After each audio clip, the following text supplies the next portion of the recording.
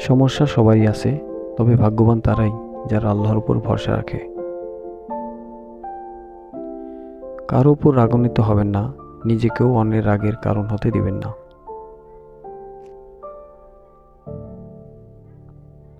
আজান শুনে আরামের ঘুম ত্যাগ করে নামাজ পড়তে যাওয়াই হলো ভালোবাসা। গুনাহকে অবশ্যই ধুতে হবে, হয় দুনিয়াতে চোখের পানি দ্বারা, নতবা আখিরাতে জাহান্নামের আগুন দ্বারা।